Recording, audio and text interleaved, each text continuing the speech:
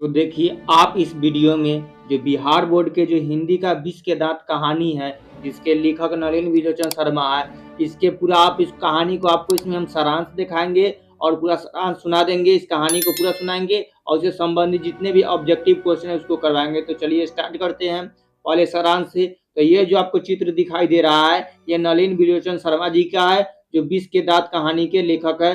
तो हिंदी कक्षा 10 के पाठ 2 का है विष के दांत, उसके बारे में। चलिए आगे स्टार्ट करते हैं। तो पहले नलिन विलोचन शर्मा जी का यानी लेखक परिचय कर लेते हैं। लेखक के बारे में, लेखक का नाम है नलिन विलोचन शर्मा।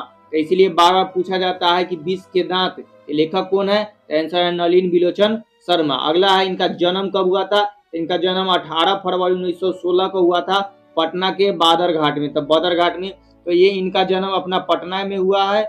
और इनका पटना में कहाँ पे था, बदरघाट में। और कब, तो 1916 में, 18 फरवरी 1916 में। तो लेखक विष के दांत के लेखक है नलिन विलोचन शर्मा। और नलिन विलोचन शर्मा का जन्म कब हुआ है, तो 18 फरवरी 1916 को, कहाँ, पटना के बदरघाट में। और इनका मृत्यु कब हुआ है, तो 12 सितंबर 1961 को। तो 12 सितंबर 1961 को इनका मृत्यु हुआ है। तो इस तरह से मृत्यु याद रखिएगा। चलिए आगे अब हम बढ़ते हैं, इनके बारे में और कुछ बातें कर लेते हैं। ये विख्यात विद्वान पंडित राम अवतार शर्मा के श्रेष्ठ पुत्र, यानी कि पिताजी का इनका नाम है पंडित राम अवतार शर्मा। तो इनके पिताजी के नाम, इनकी माता का नाम है रत्नावती शर्मा। तो इनकी माँ का नाम क्या है, रत्नावती शर्मा। इन्होंने स्कूल की पढ़ाई पटना कॉलेजिट से पूरी की है तथा संस्कृत और हिंदी में एमए की पढ़ाई की, यानी कि बीए तक के इस कॉलेज में, पटना कॉलेज से पढ़ाई किए। और एमए की पढ़ाई पटना विश्वविद्यालय से ही की है। तो इस तरह से 8 से अपना तैयारी किए। इनकी रचनाओं यानी कि इनकी किताबों का नाम है, तो चलिए देख लीजिए इनका प्रमुख रचना है। किताब का नाम बार बार पूछता है तो देख लीजिएगा। इनका किताब का नाम है दृष्टिकोण, साहित्य का इतिहास, दर्शन, मानदंड, साहित्य तत्व और आलोचना, विष के दांत, जिस कहानी को अभी हम लोग पढ़ेंगे विष के, और संत परंपरा और साहित्य। तो ये इनके किताबों के नाम है। तो ये किताब के नाम याद रखिएगा। तो इस तरह से इनकी किताबों के बारे में है। इनके पाठ परिचय में प्रस्तुत कहानी विष के दांत एक मध्य वर्गीय अंतर्गर्दीय उजागर को किया गया। इसीलिए पूछा जाता है कि जो विष के दांत है ये किस वर्ग को उजागर करता है, तो ये विष के दांत जो है सो मध्यम वर्गीय को करता है। और आर्थिक कारणों के मध्यम वर्ग के भीतर में ही एक और सेन साहब जैसे महत्वाकांक्षी और सफेद पोशी अपने भीतर लिंग भेद जैसे कुसंस्कार छिपाए हुए, यानी कि लिंग भेद करता है, बेटा बेटी का फर्क दिखता है। इसके बारे में है एक बड़े राजाओं के, यानी कि अमीर आदमी का। और दूसरा व्यक्ति इधर है गिरधर लाल, जो नौकरी पेशा करके एक मध्यम वर्गीय के तरह अपनी थोपी गई है, इस तरह से अपना रहन सहन करता है। तो आइए, जो नौकरी करके मध्यम वर्ग में करता है और थोपी गई बंदिशियों के बीच अपने अस्तित्व की बहादुरी एवं साहस के साथ बचाए रखने के लिए संघर्ष करता है। यह कहानी सामाजिक भेदभाव, लिंग भेद, एक ऐसी कहानी है सामाजिक, इसमें आक्रमण स्वभाव, स्वार्थ में की छाया में पलते हुए प्यार दुलार के कुपारणों की को उभारती हुई समता और मानवता अधिकार को नमूना पेश करती है। इस तरह के है। चलिए कहानी का सारांश पर बढ़ते हैं। जो ये पाठ है हमारा विष के दांत, इसके सारांश में सुन लीजिए, यानी कि शॉर्ट समरी इसमें आपको कहानी सुना देते हैं। इन कहानियों को सुनने से आपके ऑब्जेक्टिव सब्जेक्टिव पूरा क्वेश्चन कंप्लीट हो जाएगा। देखिए लिखा हुआ है सेन साहब। तो सेन साहब एक अमीर आदमी थे। सेन साहब के पहले कहानी स्टार्ट होता है। तो सेन साहब एक अमीर आदमी थी, उनकी 5 लड़की थी। अब बार बार क्वेश्चन में पूछता है कि सेन साहब की कितनी लड़कियां थी, तो 5 लड़कियां याद रखिएगा। और एक लड़का था। अभी भी हम लोग के आसपास में देखते हैं, जब एक लड़का होता है जो इकलौता होता है उसे बहुत मानदंड प्यार करते हैं। तो उसी तरह उस समय की कहानी है कि इन सेन साहब जो बहुत है, उनके 5 लड़कियां थी और एक लड़का था जो इकलौता था, तो इसके बहुत मानदान करते थे। और इनमें भेदभाव भी था कि लड़का को ज्यादा ध्यान देते थे और लड़कियों को कम। लड़कियां क्या थी, कठपुतलियां थी। तो इन सेन साहब और उनकी पत्नियों का सोच, उनका कथन हुआ करता था कि लड़कियां क्या थी, तो कठपुतलियां हैं। इनकी कठपुतलियां का अर्थ होता है कि जैसे कहा जाए, यानी जैसे नचाया जाए उससे नचे। तो लड़कियां उस तरह से नचाया करते थे। वह किसी चीज को तोड़ती फोड़ती न थी। जहाँ की लड़का था जो कुछ भी कर देता था, लेकिन ये जो लड़की थी तो ये कुछ नहीं करती थी, किसी चीज को तोड़ती फोड़ती नहीं थी। दौड़ती और खेलती भी थी, तो केवल शाम के वक्त, यानी कि खेलने का भी नियम कानून लग चुका था, तो दौड़ खेल जो भी करना है शाम के वक्त आराम से। सेन साहब नई मोटर कार लिए थे, यानी कि मोटर कार 4 चक्का सेन साहब के पास था, यानी नई कार लिए थे जो स्ट्रीमर था। कभी कभी ऑब्जेक्टिव में पूछा जाता है कि सेन साहब की कार थी, यानी कि मोटर कार, वो क्या थी? स्ट्रीमलैंड थी, यानी कि गाड़ी का नाम, जैसे अभी मर्सिडीज सुनते हैं हम लोग, BMW, उस तरह के उस समय जमाने की स्ट्रीमलैंड कार थी। काली चमचमाती हुई, बार बार पूछता है कि किस कलर की था, तो काली चमचमाती हुई थी, तो काली रंग की खूबसूरत गाड़ी थी। सेन साहब को उस पर नाज था और उस गाड़ी पर भी नाज था। एक धब्बा भी न लगने पाए और गाड़ी में कोई दाग उग न लगे।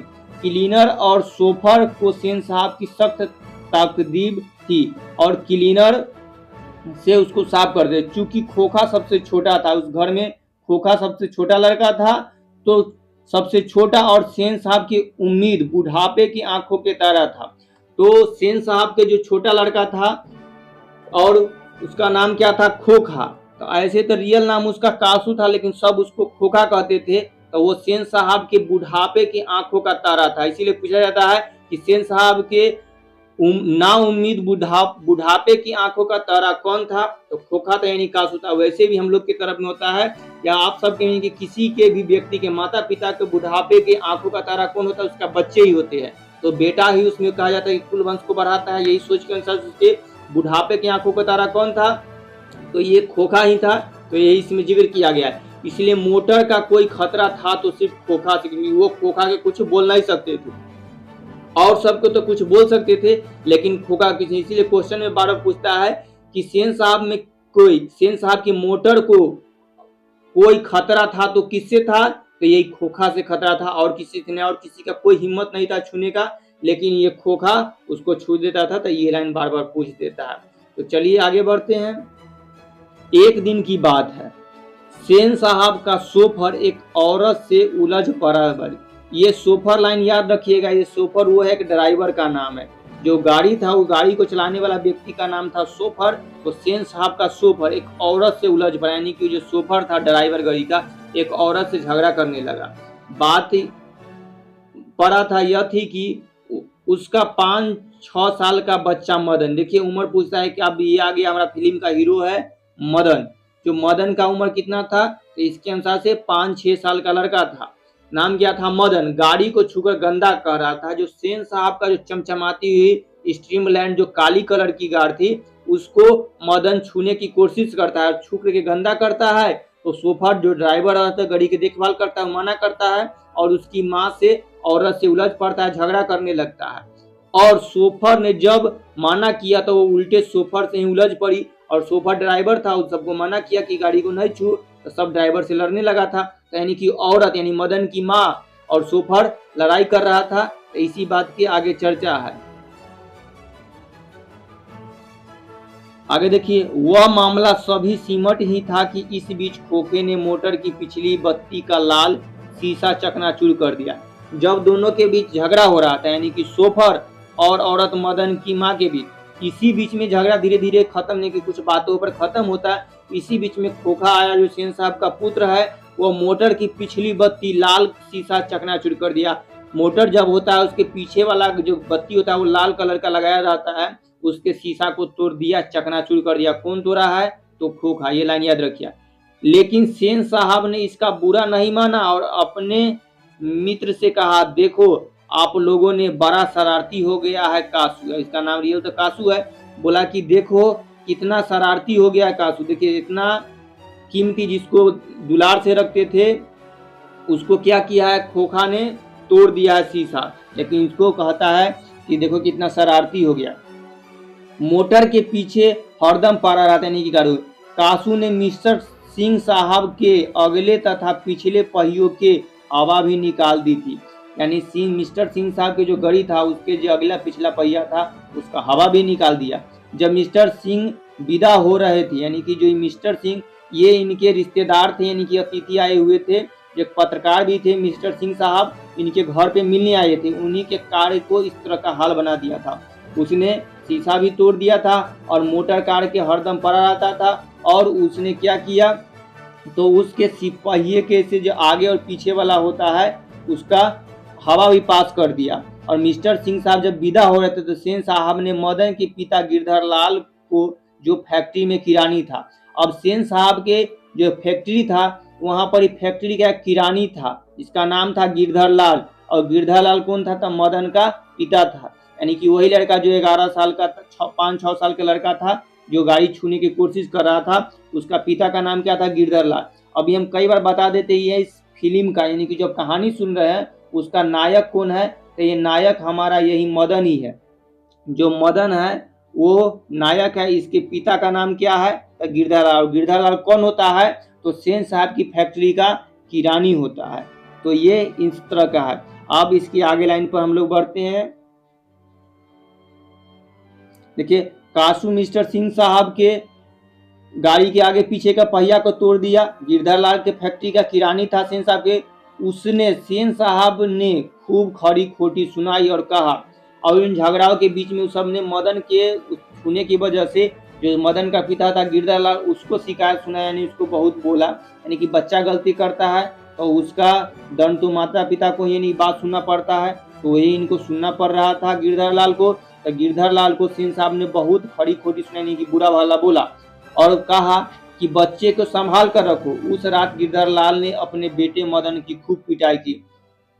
और इस कहानी में होता है कि मदन अपने पिता से, गिरधर लाल से बार बार मार खाते हैं, खूब पिटाई करता है। कोई भी गलती कहीं भी सुनता तो वो आकर मदन को बहुत पीटा उसका पिता। तो ये भी इसका कहानी है, जो फिल्म आप लोग देखते रहते हैं, अगल बगल में हमारे पिताजी पीटते रहते हैं। आगे कहानी है, दूसरे दिन शाम को मदन कुछ लड़कों के साथ लट्टू नचा रहा था। ये कहानी में है कि गांव के होता है झोंपड़ झोपड़ी में रहने वाले बच्चा लोग लट्टू नचाने खेलता है, तो मदन है अपने दोस्तों छोटे लड़के के साथ गली में लट्टू नचा रहा था। खोखा ने लट्टू नचाने के लिए मांग लिया, और उसको जब खोखा ने देखा कि मदन लट्टू नचा रहा था, वो भी नचाने के लिए मांगा, और लेकिन मदन ने उसे फटकार दिया, क्योंकि गुस्सा हो चुका था पीछे वाला कहानी से, तो उसको भगा दिया, उसको लट्टू नचाने नहीं दिया। अब ये भाग जा यहाँ से, बड़ा आया लट्टू नचाने, जा अपने बाप की मोटर पर बैठ, क्योंकि मोटर देखा था, तो इसीलिए ये बात मदन ने बोला फटकारते हुए कि अबे जा यहाँ से, बड़ा आया लट्टू नचाने, जा अपनी बाप की मोटर नचा। इसी पर इस कविता में आगे लाइन भी लिखा गया है कि कौवे की जमानत में हंस आ टपका या आ ललका। तो कौवे की जमानत में हंस, तो हंस कौन है यहाँ पर? ही ये हमारा कासू होगा हंस खोका, क्योंकि ये अमीर घर के था। और कौवा कौन था? तो मदन था। तो कौवे की जमात है कि कौवा की जमात की तरह कौवे की तरह कौन है? मदन इसमें लट्टू नचा रहा था। हंस आकर के लपक पड़ा इसके साथ खेलने के लिए, और क्या हुआ? तो उसने फटकार के हटा दिया और दोनों के बीच झगड़ा हो गया। उस समय कासू को गुस्सा आ गया, क्योंकि गुस्सा को भगा दिया, बड़े घर के लड़का था तो गुस्सा आ गया। वह इसी उम्र में अपनी बहनों पर, नौकरों पर हाथ चला देता था। घर का बिगड़ा हुआ लड़का था तो गुस्सा आते ही तुरंत हाथ चला देता। वही समझ करके उसने जैसे अपने बहनों पर हाथ चला दे, बड़ी बहनों पर छोटे हुए थे तुरंत मार बैठता था, नौकरों को मार बैठता था। तो क्या मजाल कि कोई उसे कुछ कहे, कि कोई कुछ कह नहीं सकता था। और यहाँ क्या किया मदन ने? उसके दत्कारते हुए बेला दिया, हटा दिया। उसने न आओ देखा न ताओ देखा, मुहावरा कर देखना, इधर देखा न उधर, और मदन को एक गुस्सा कर दिया, यानी कि एक गुस्सा कस दिया, यानी कि एक मुक्का जोर से मार दिया मदन को। देखिए, ये गांव का देहात का रहने वाला लड़का था, अब इसको कोई मार दिया। ये छोटा लड़का कोई समझने जाता है कि कोई बड़ा घर का लड़का है, कोई देकर तोड़ देगा। मदन ने कासू पर टूट पड़ा, मदन भी कासू पर टूट पड़ा और उसकी मरम्मत जमकर कर दी, और इसने भी उस कासू को बहुत पीटा, और कासू रोता हुआ घर चला गया। इसी लाइन पर लिखा गया है कि कौवे की जमात में जब हंस आ गया तो उस मदन ने कासू को बहुत पीटा, और उसका रोह जो होता यानी कि भरम जो होता है, इस तरह के पीट करके उसका रौब सब तोड़ दिया, यानी कि उसका जो विष का दांत था जो सबको करते रहता है, इसीलिए इसका विष का दांत तोड़ दिया। तो विषैला हो चुका था, हर किसी को हाथ चला देता था, सबको अपना समझता था। तो उस समय उस मदन ने क्या किया? उस कासू को पीटा, और पीटा यानी कि उसके विष के दांत को तोड़ दिया। इसी पर इस कहानी का नाम रखा गया है विष की दांत। यही इसका विष का दांत था, और ये विष के दांत को कौन तोड़ा? तो मदन ने तोड़ा, क्योंकि उसके लिए कोई अमीर गरीब नहीं होता है एक उम्र में बच्चों के लिए। हम बड़े को समझ में आने लगता है कि एक उम्र है क्या होगा, लेकिन उसके लिए नहीं। आगे लाइन पढ़ते हैं, लेकिन मदन घर नहीं लौटा। अब उस रात क्या हुआ कि मार दिया, वो अपना घर गया और वो लौट नहीं, क्योंकि उसके पता था ये बात जब उसके पिताजी को पता चलेगा तब पिता आज मारेंगे, क्योंकि इतना और बहुत बार छोटे छोटे बातों पर जब मारते थे और ये हुआ है तो उसको जानता था कि उसके पिता को वहाँ शहंशाह भी बहुत कुछ कहेंगे और पिता गुस्से में आएंगे तो इसको भी बहुत मारेंगे या इसका खैर नहीं है, इसलिए घर भी नया। हम लोग भी अगल बगल में जब कोई कांड होता है या कर देते हैं तो पिताजी के डर से घर से छुपे हुए थे। 8-9 बज रहे थे रात, यानी कि 8 बजे से 9 बजे रात तक मदन घर नहीं आया था। रात को मदन इधर उधर घूमते हुए गली के दरवाजे से घर में घुसा, कुछ इतना बजे तक इधर उधर घूमा और छुपते चुराते हुए इधर उधर घूमते हुए वो क्या किया, गली के दरवाजे से घर में घुसा, यानी पीछे वाले दरवाजा समझ लिए चुराते। डर तो यही है कि आज अन्य दिनों की अपेक्षा मार अधिक लगे, क्योंकि और समय तो कम लगता था, थोड़ा मोड़ा डांट टिटकारा मार करके लग जाता था, लेकिन आज थोड़ा ज्यादा मार लगेगा। बहुत बड़ा कांड हुआ। रसोई घर में घुसा, रसोई यानी किचन में भरपेट खाना खाया और वहां से कुछ खाना, क्योंकि भूखा हुआ था, खाना भी। फिर बगल वाले कमरे के दरवाजे पर जाकर अंदर की बात सुनने लगा और जैसी नहीं कि जहां माता पिता बैठे हुए थे वहां के बात जाकर के सुनने लगा, देखा कि क्या है, वहां गया। उसे इस बात का ताज्जुब हो रहा था कि उसके पिता क्यों गरज तरज नहीं रहे हैं। और समय होता है, हम लोग में होता है कि जब हम लोग नहीं रहते हैं घर में तो देखते हैं कि पापा जी आकर के मम्मी पर पूरा गुस्सा हो या हमारे बातों पर हम पर गुस्सा किया या आने तो उसको खूब पीटेंगे। लेकिन इसमें क्या हुआ, और समय तो ऐसे ही होता था, लेकिन एक ताज्जुब था कि पिता की क्यों गरज तरज नहीं, कि पिताजी एकदम शांत में थे, कोई तरज नहीं, जबकि उसने कासू के 2 दांत तोड़ डाले थे। झगड़ा में किया, देखिए लाइन में कि कासू के 2 दांत तोड़ डाले थे, यानी कि उसने 20 के दांत तोड़ डाले थे, लेकिन फिर भी उसके पिताजी कुछ नहीं कर रहे हैं। इसका कारण यह था कि उसके पिता को नौकरी से हटा दिया गया था, क्योंकि देखिए अब हटा दिए, फिर भी सेन साहब के बेटे जो कासू था उसको तो उसने मदन ने दांत तोड़ दिया, तो सेन साहब ने गिरधर लाल को अपने जो किरानी था वहां के नौकर थे उस नौकरी से हटा दिया था भाड़ा बुला करके, और मकान खाली करने का भी आदेश दे चुका था। और वह दबे पांव बरामदे पर रखी चारपाई की तरफ सोने की तरह चला गया। अंधेरे में उसके पैर लोटे पर टकरा गया। तो ये पूरा कहानी। अब इसमें क्या हुआ था, पहले गिरधर को बहुत डर लगता था, हम लोग सारांश में समरी में सुना देते कि अब उसके मालिक, लेकिन अब जब वो नौकरी से हट चुका है, यानी कि उसका मालिक है, उसको भी खतरे की बहुत सहा, इस तरह से अब गिरधर लाल को भी ठीक लगा कि सह ही रहा था, लेकिन तो अपना नौकरी की वजह से इस तरह से कर पा रहा था, तो इस तरह से मकान खाली, अब इसको कोई डर नहीं। तब वो सब सुना कि तो इसीलिए पिताजी हैं तो हट ही गएंगे, अब तक ठीक नहीं है, लेकिन पिताजी कुछ बोल नहीं रहे। तब अपने दबे पाव बरामदे पर गया, चारपाई में सोने के लिए चला गया। अंधेरा था तो उसका पैर लोटा से टकरा गया। लोटा से ठंड की आवाज सुनकर गिरधर बाहर निकला और उसका पता चल गया कि ये ठंड की आवाज है। तो क्या हुआ, तो वो बाहर निकला, तो अब वो बरामदे पर चारपाई में सोया हुआ था। ठंड की आवाज सुनकर गिरधर लाल बाहर निकला और मदन की ओर बढ़ा। उसके चेहरे से नाराजगी बदल छट गया था, और समय नाराज था लेकिन बदल गया। उसने मदन को अपनी गोद में उठाकर, 5-6 साल का लड़का था, छोटा था, उसने मदन को यानी कि गिरधर लाल ने अपनी गोद में उठाकर बेपरवाही, उल्लास और गर्व के साथ बोल उठा, यानी कि गला की तरह लगाया, अच्छा से प्यार से उठाया और बोला, जो किसी के लिए नौकरी से निकाले जाने पर भी मुमकिन हो सकता था कि अगर किसी का पिताजी का नौकरी छूट जाए उसके बेटे के वजह से, तब उसका बेटा का खैर नहीं होता है। लेकिन मदन के पिता ने आज यहाँ उल्टा हो रहा है कि नौकरी से निकाले जाने पर मुमकिन नहीं हो सकता है। चाबस बेटा कहा कि उसका पिता का नौकरी छूट गया है उस मदन के वजह से, क्योंकि उसके मालिक के बेटे को उसने 2 दांत तोड़ दिए, 20 के दांत, और तब वो कुछ नहीं किया, गला लगा पकड़ रहा है, कह रहा है, चाबस बेटा, एक तेरा बाप है और तूने, एक तेरा बाप है जो खोखा के 2 दांत तोड़ डाले। और लेखक के कहने का तात्पर्य है कि कोई व्यक्ति स्वार्थ में किसी की भी अपमान सहन करता है, क्योंकि गिरधर लाल भी वहां का नौकर था, तो वो भी अपने वहां पे सभी का सह रहा था अपमान, क्योंकि वो भी बोल देता था कुछ समय, तो वो बाप था। तो ये बोला कि एक तेरा बाप है जो सबका अपमान सहता है, लेकिन एक तू है जो उसका खोखा का 2 दांत तोड़ डाला है, और लेखा की स्वार्थ बेदी अपमान सहता है और स्वार्थ ईंट को इस तरह से उसको हटा दिया है। तो यही बोला कि 2 अपमान सहता है, स्वार्थ ईंट के रहने जवाब पत्थर से देता है, और एक तुम है जो अपमान सहन नहीं कर पाया और उस स्वार्थ रहित ईंटा का जवाब तुमने पत्थर, यानी कि ईंट का जवाब पत्थर से दिया। इसमें भी एक मुहावरा है, ईंट का जवाब पत्थर से देना, यानी कि छोटे चीजों के लिए बड़े से यूज करना, इस तरह के हुआ। इसी मजबूरी के कारण गिरधर अमृतभूत को निर्दोष होते हुए भी पीटता था। यही मजबूरी में तब से था कि तब गिरधर मदन कुछ नहीं भी करता था तो गिरधर को पता चलता कि थोड़ा मोड़ा भी कुछ किया है तो मदन को पहले आकर के पीटता था। लेकिन अब क्या किया, अब वो मदन को कुछ नहीं किया क्योंकि अब वो इससे छूट चुका है और मजबूरी में गिरधर अपने पुत्र निर्दोष होते हुए भी पीटता था क्योंकि विष के दांत लगे हुए थे। इसे टूटते ही दुत्कार प्यार में बदल गया और विष के दांत जैसे ही टूटा तो मदन का जो था दुत्कार हुआ प्यार में बदल गया और दुत्कार प्यार में बदल गया और उसने मदन का इस तरह से कहानी खत्म हुआ। चलिए क्वेश्चन खत्म करते हैं हम लोग। देखिए तो 1 नंबर क्वेश्चन है, विष के दांत कहानी के कहानीकार कौन है? ये जो अभी विष के दांत कहानी है इसके लेखक का नाम क्या है? ऑप्शन है कमलेश्वर, नलिन विलोचन शर्मा, मोहन राकेश या प्रेमचंद। आप लोगों को पता है इसके लेखक है नलिन विलोचन शर्मा, तो ऑप्शन नंबर बी एकदम सही हो गया। चलिए स्पीड में कर लेते हैं। अगला है विष के दांत पाठ की विधा क्या है? तो क्या है? तो एक कहानी है, तो इसीलिए इसका सही आंसर क्या होगा? कहानी है। तब विष की दांत है जो अभी हम लोग कहानी पढ़े तो एक कहानी है। आगे देखिए विष के दांत कहानी किस वर्ग के अंतर्गत को उजागर करती है? व्यापारी वर्ग, उच्च वर्ग, निम्न वर्ग या मध्यम वर्ग?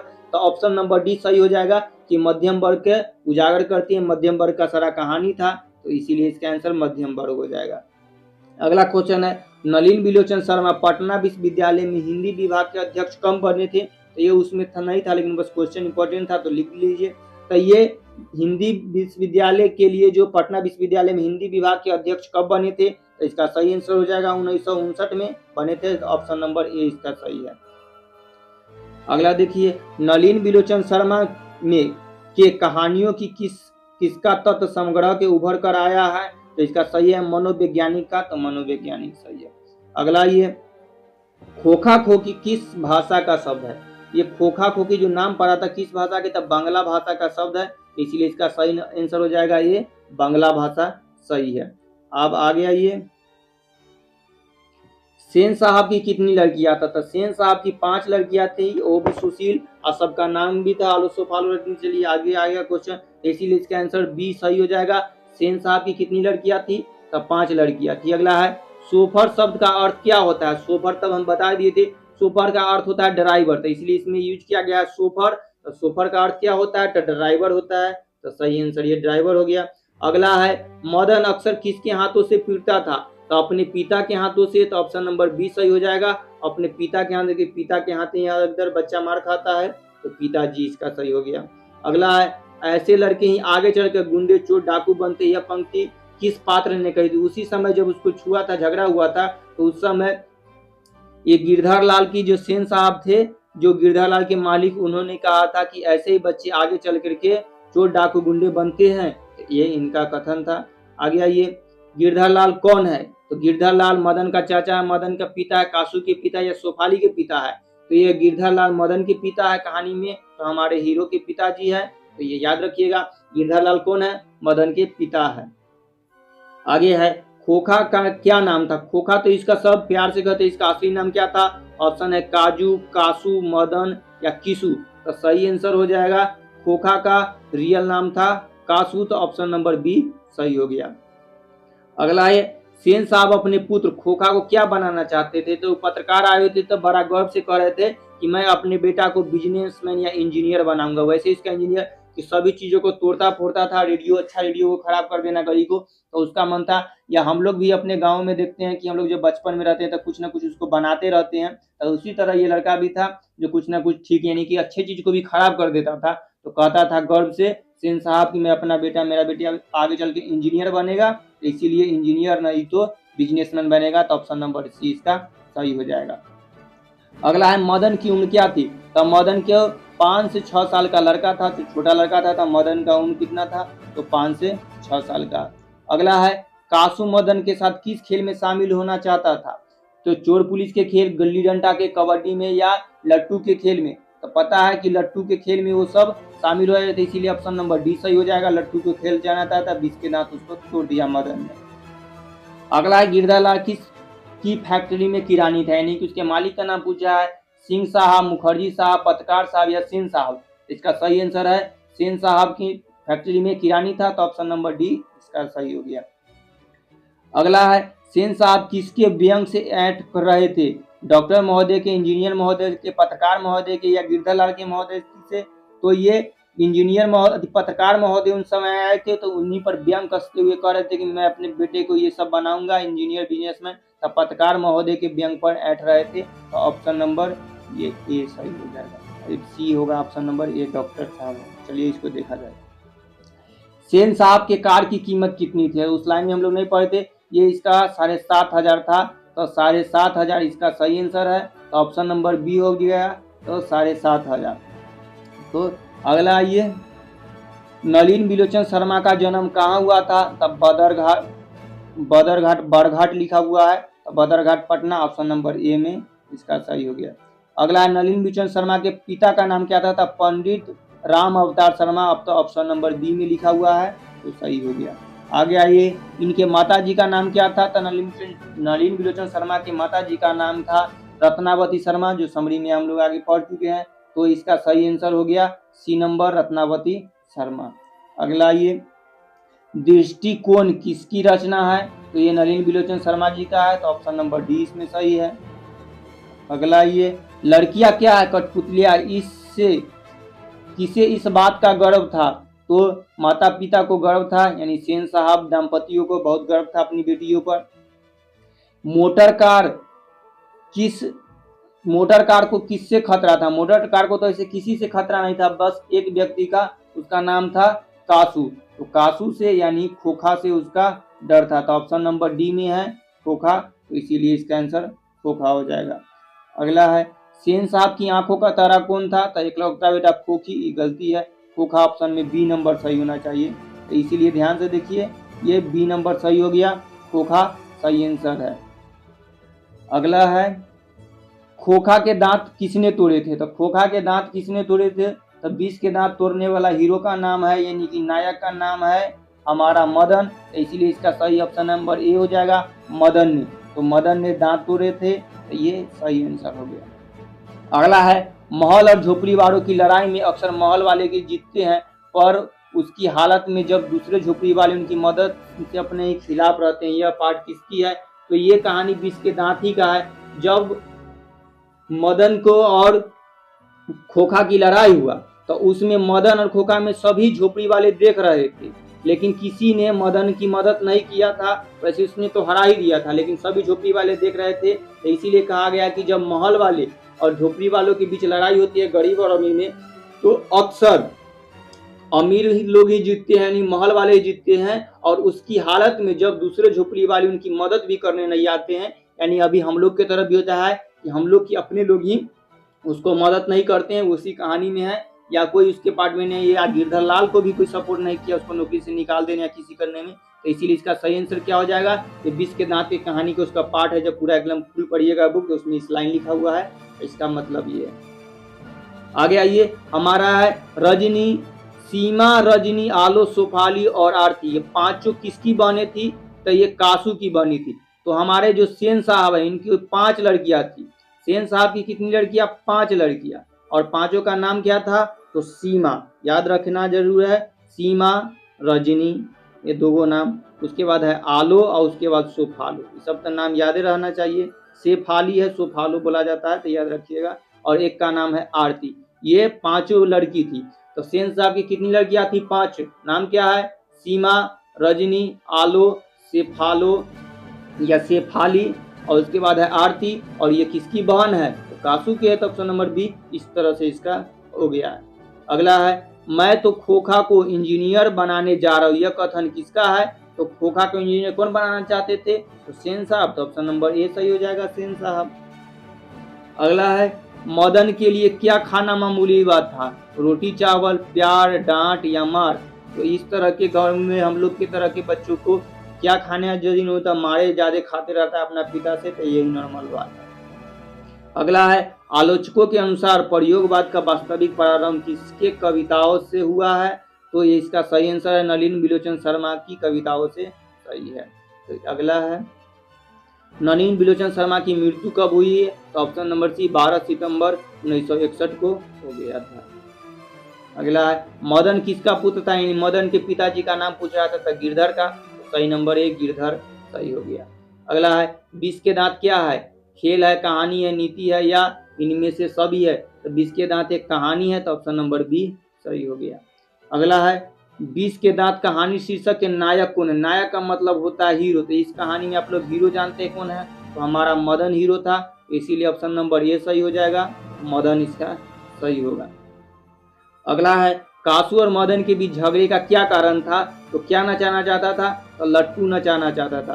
तो लट्टू का खेल उसका झगड़ा का कारण था और 20 के दांत टूट गया, तो सही आंसर है लट्टू, ऑप्शन नंबर ए।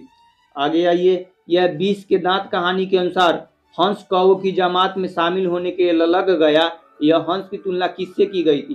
तब हम बता दिए थे आप लोगों के कि यही हुआ था मदन और कासू में, जिसमें बताया गया था कि हंस की जमात, हंस कौवे की जमात में, हंस कौवे की जमात में शामिल होने के लिए लग गया था। तो मदन और जो खोखा था उसमें से, तो कौवा की जमात का मतलब जो कौवा बहुत था तो मदन था, और एक हंस आ गया था, जो हंस बहुत उजला होता है, बहुत अच्छा होता है देखने में। तो कौवे की जमात में हंस शामिल हो गया था, खेल लग गया था। तो इसमें कौन क्या है यही पूछा है, तो हंस की तुलना किससे किया गया, यानी कि हंस किसे कहा गया, तो खोखा को। तो इसीलिए इसका सही आंसर खोखा तो ऑप्शन में नहीं है, कासू तो सही है। इसमें कासू को कहा गया है हंस और मदन को कहा गया है कौवा। इस तरह से लेखक इसमें कहानी बताना चाहते हैं, इसलिए इसका सही आंसर क्या होगा, कासू। तो सही आंसर है कासू, ऑप्शन नंबर ए। तो इस तरह से हमारा पूरा ये खत्म हुआ। तो आप लोग बस लाइक कीजिए, अच्छा लगा।